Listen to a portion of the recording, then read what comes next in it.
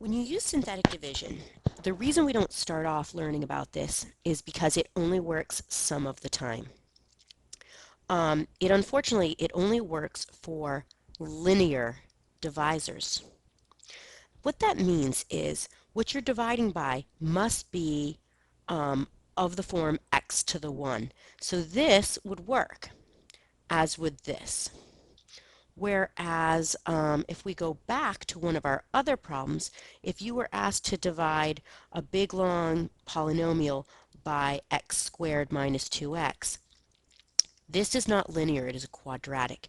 So your first term must be just a boring old x. And in fact, we don't even really do it with this. There's a secret way you can kind of get away with it. But we want just a boring old x in front. So it only works for linear divisors. This means its exponent can't be greater than 1. Now there is a specific setup. What you do first, step 1, is going to be to write down the coefficients of every single term. Okay? So we're going to write, it's an x, whoops, it is an x cubed, and so we're going to write a 1 for the x cubed, a negative 9 for the, sorry about that, I'm going to write it down here. We're going to write a 1, a negative 9, a 23, and a negative 15.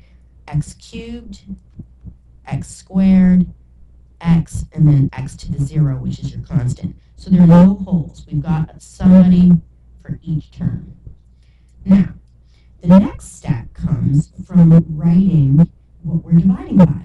And so it's always in the form of x minus something. So the number you're going to write here is the opposite of what you want to write. You're not going to write a negative 5. You're going to write just plain old 5. And put this little line down. Instead, you always bring down the first term, 1.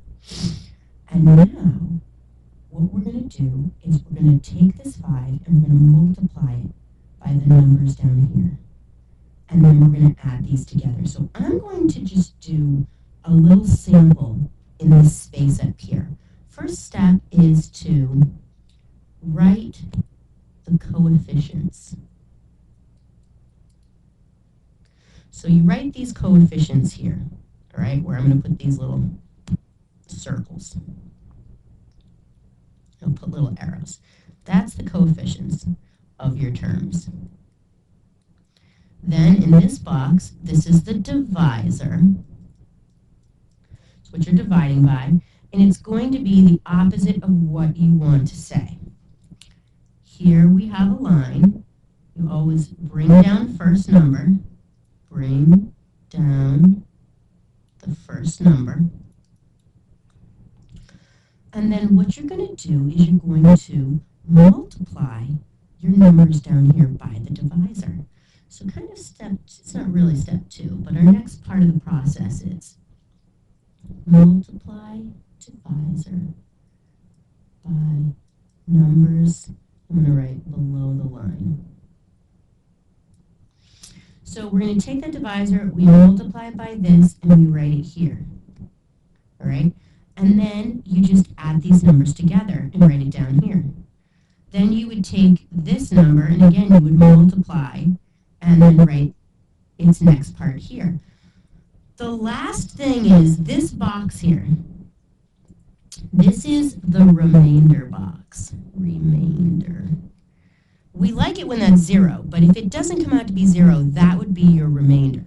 So let's try one out, and then you're going to be left with a series of numbers. I'm going to show you how to rewrite it as a polynomial. So we followed it, we wrote our coefficients, we brought our first guy down. It's time to start multiplying. 5 times 1 is 5. Now I add these two together. Negative 9 and 5 is 4. 5 times 4 is 20. I add these together, and whoops, let's be careful. It's a negative 4, so this is a negative 20. And this comes out to be 3. 5 times 3 is 15. Here's our remainder box, and we get 0. So what you do is at the very, very end, you take this, and if we started with an x cubed and we divided by an x, it means our answer is going to start with an x squared. So you just put in the x's. If there's no sign, it's a positive. All that was done, and it's x squared minus 4x plus 3. I want you to leave it on this page for yourself while I show you this is the same problem that we did first. And take a look at what you have on your paper. And take a look at this now. Do you see how you had the 1, and then you have a 9, a negative 9, a plus 5, and a minus 4. Then you had a plus 23, a minus 20, and a positive 3. And then in the next column, you had a negative 15, a positive 15, and a 0. They accomplished the same thing with that synthetic division, but without having to do a weird subtraction and changing of the signs, and without having any x's involved. If you look, our answer is the same. So you're going to try one more. We're going to see if we can do this together. Now this one is secret and sneaky. It has a hole in it. See how there's an x cubed, there's no x squared? We need to have a 0x squared in that spot. So I'm going to put a 5, that's my x cubed, 0x squared, 3x, and negative 8. It's almost better if you say them out loud like that. We are dividing by x minus 1. So take a second and see if you can guess what goes in here. Yeah, it's a 1. It's the opposite of what you want to say. Let's put in our remainder box. And let's bring down the first term. 5. 1 times 5 is 5. Remember, this row gets added. I should put this in here. Add this row to the top. There we are. All right, 1 times 5 is 5. Add those together. 1 times 5 is 5. Let's add these together. 1 times 8 is 8.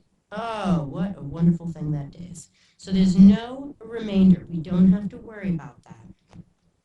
But let's put in our x's now. Again, we started with an x cubed and divided by an x, so our next step is x squared plus 5x plus 8. And that's the answer, 5x squared plus 5x plus 8. Try and do a few of them by synthetic division if you can. Remember, it has to have just a boring old x in front in order for it to work. And we'll answer any questions on Monday.